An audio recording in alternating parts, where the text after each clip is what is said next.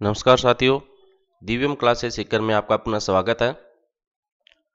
आज की प्रतिशतता की क्लास में हम देखेंगे सरिता ने किसी परीक्षा में 25% अंक प्राप्त किए परंतु वह 40 अंक से फेल हो गई। इसका मतलब परीक्षा का जो भी उत्तीर्णांक है उससे वह 40 अंक पीछे रह गई, यानी कि जितने अंक उसने प्राप्त किए उसमें अगर 40 अंक अपन जोड़े तो वह उत्तीर्णांक के बराबर पहुंचे। उसी परीक्षा में अंशुल ने 40% अंक प्राप्त किए। एक अंशुल है, एक सरिता है। अंशुल ने 40% अंक प्राप्त किए जो उत्तीर्णांक से 35 अंक अधिक है। ठीक है, अब ये 25% अंक प्राप्त करती है लेकिन 40 अंक पीछे रह जाती है। इसका मतलब हम अगर प्लस करें तो वो उत्तीर्णांक के बराबर पहुंचे। और ये 40% अंक प्राप्त करता है लेकिन इसमें 35 अंक ज्यादा है उत्तीर्णांक से, इसलिए इसमें 35 कम करेंगे तो वो उत्तीर्णांक के बराबर होगा। बात को आप समझ गए होंगे। तो बताओ परीक्षा का कुल पूर्णांक क्या था। अब देखो ऐसा ही सवाल हमने पीछे किया था पिछली क्लास में। तो उसमें क्या है, सीता ने किसी परीक्षा में 20% अंक प्राप्त किए थे और वह 72 अंक से फेल हो गई। इसका मतलब इसमें भी हम इसके 20% अंकों में 72 अंक जोड़ेंगे तो वह उत्तीर्णांक के बराबर होगी। यदि परीक्षा का उत्तीर्णांक 30% हो तो परीक्षा का कुल पूर्णांक क्या है। अब इसमें और इस आज के सवाल में अंतर क्या है कि यहां आपको केवल उत्तीर्णांक दिया गया है परीक्षा का कि वो कितना है, 30% है। लेकिन यहां इसके साथ ही उत्तीर्णांक नहीं देने के साथ क्या दिया गया है कि अंशुल 40% अंक प्राप्त करता है लेकिन वो उत्तीर्णांक से 35 अंक अधिक है। इसलिए हमें यहां उत्तीर्णांक का पता लगाना पड़ेगा। इसके 40% अंक में से हमको 35 घटाने पड़ेंगे तो हमको क्या है, उत्तीर्णांक प्राप्त हो जाएंगे। और पिछली क्लास में हमको डायरेक्ट उत्तीर्णांक 30% दिया गया था। तो ये दोनों सवालों में थोड़ा सा अंतर है। तो ये चीजें मैं आपको इसलिए बता रहा हूं क्योंकि क्वेश्चन को पढ़ना हमें आना चाहिए। क्वेश्चन पढ़ने को सही तरीके से नहीं पढ़ने की वजह से हर बार एग्जाम में अभ्यर्थियों के मैं देखता हूं, सुनता हूं 4 से 5 सवाल गलत हो जाते हैं 100 में से। अब 4 से 5 सवाल गलत होने का मतलब आप समझते हैं कि आप कितना पीछे आपकी भर्ती परीक्षा में हो जाते हैं। तो ऐसी गलती अपने को करनी नहीं है। इस वजह से मैं हर चीज को डिटेल्ड में लेकर अच्छी तरीके से क्लियर करके चल रहा हूं। क्वेश्चन को पढ़ना ही है, क्वेश्चन को करना क्या है वो आपको पता है। आपको सब जोड़ बाकी गुणा भाग भी आता है, आपको पढ़ना भी आता है, आपको लिखना भी आता है। ठीक है, लेकिन आप जल्दबाजी में क्या है, जो टेक्निकल वर्ड है उसको छोड़ देते हैं और उसकी वजह से क्या है, सवाल अपना गलत हो जाता है। तो ऐसी गलती अपने को नहीं करनी है। क्वेश्चन को अच्छे से पढ़ना है, क्या दिया गया है क्या नहीं दिया गया है, क्या पूछ रहा है। और जैसे यहां उत्तीर्णांक भी दिया गया है तो दो बातों को जोड़कर फिर अपने को उत्तीर्णांक निकालना पड़ रहा है। पिछले क्लास में डायरेक्ट उत्तीर्णांक दिया गया था और यहां पर अपने को 40% में से 35 अंक घटाएंगे उसके बाद में उत्तीर्णांक प्राप्त होंगे।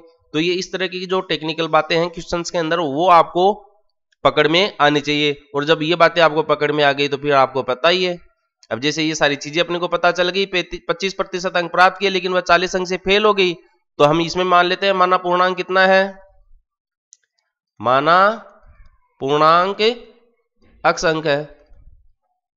अब देखिए 25% अंक प्राप्त कर रही है यानी कि अक्स का 25% प्राप्त कर रही है और 40 से फेल हो गई। इसका मतलब उत्तीर्णांक प्राप्त करने के लिए अपन क्या करेंगे, 40 जोड़ देंगे। और इधर से अंशुल क्या करता है, 40 अंक प्राप्त करता है यानी कि अक्स का 40% अंक प्राप्त करता है लेकिन वह 35 अंक अधिक लेता है तो इसमें से 35 कम कर दो। तो ये जो दोनों बातें हैं वो किसके बराबर है, उत्तीर्णांक के बराबर है। आप गौर कीजिए, ये दो छोटे छोटे व्यंजक जो मैंने लिखे हैं और अगर बराबर का चिन्ह लगा देते हैं तो ये समीकरण हो जाता है, समता का चिन्ह लगा देते हैं इक्वेशन का तो ये इक्वेशन बन जाता है। तो ये दो चीजें मैंने उत्तीर्णांक के लिए लिखी है क्वेश्चन के अनुसार, प्रश्नानुसार। मैंने अपनी मर्जी से कुछ भी नहीं लिखा है। और जो अपनी मर्जी गणित में लगा देता है मतलब वो वहीं पर ही फेल है। आपको आपकी मर्जी से तो केवल अध्ययन करने के लिए बैठना है, पेन पेपर लेकर अभ्यास करने के लिए बैठना है, करना आपको नियम से ही है सारा काम। ओके, तो देखिए अब अक्स का 25% प्लस 40 बराबर अक्स का 40% माइनस 35 बराबर उत्तीर्णांक है। तो अब इसको हल कर लीजिए आप। अक्स का 25/100, प्रतिशत का मतलब 1/100 होता है, का मतलब गुणा हो गया।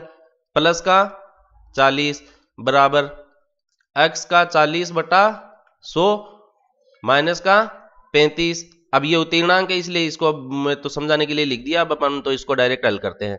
तो ये देखिए आपको 25x/100 प्लस 40 मिल गया बराबर 40x/100 माइनस का 35। माइनस का 35 को अपन बाएं पक्ष में हस्तांतरित कर देंगे तो 75 हो जाएगा, और इसको आप इधर लेके आ जाइए तो 25x/100 माइनस हो जाएगा, तो 40 में से 25 कम हो जाएगा तो 15x बच जाएगा आपका। तो ये हो गया आपका 40 प्लस 35 और ये 40x/100 माइनस 25x/100।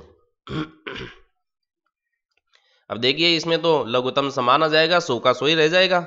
अगर अपन RHS की बात करें तो डायरेक्ट 100 में 100 का भाग देंगे एक बार, फिर इस पद के लिए 100 में 100 का भाग देंगे एक बार, फिर 40 को 25 को गुणा करेंगे तो एक वो का वही आ जाएगा। तो 40x माइनस का 25x, तो ये हो गया अपना देखिएगा 75 बराबर 15x/100। हमें x का मान ज्ञात करना है जो कि यहाँ पर पूर्णांक माना गया है। तो x बराबर क्या हो गया 100, तो और 15 को वज्र गुणा कर देंगे तो इस तरीके से हो जाएगा 15×75। तो ये अपने को पूर्णांक मिल गया 500 अंक। अब उत्तर की जांच के लिए आप एक काम कीजिए, एक बार 500 का 25% निकाल लीजिए। 500 का 25% 125। अब क्या है प्लस 40 करना है तो 40 कर दीजिए, कितना आया 165। एक तो पहला तो व्यंजक ही हो गया। अब दूसरा देखो x का 40% का मतलब 500 का 40, 500 का 40/100, 500 का 20 200। अब 200 में क्या करना है माइनस का 35, तो माइनस 35 कर दीजिए, सीधा सीधा दिख रहा है 165।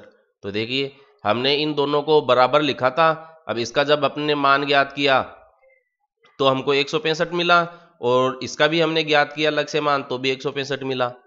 इसका मतलब हमने जो काम किया वो एकदम सही है। अब अगली क्लास में अपन दूसरे तरीके के सवाल को देखेंगे। वीडियो अच्छा लगे लाइक करें, शेयर करें, सब्सक्राइब करें, बेल आइकन जरूर दबाएं ताकि जैसे वीडियो बनाकर मैं अपलोड करूं तो उसका नोटिफिकेशन आपको प्राप्त हो सके और आप इसका लाभ उठा सकें। धन्यवाद।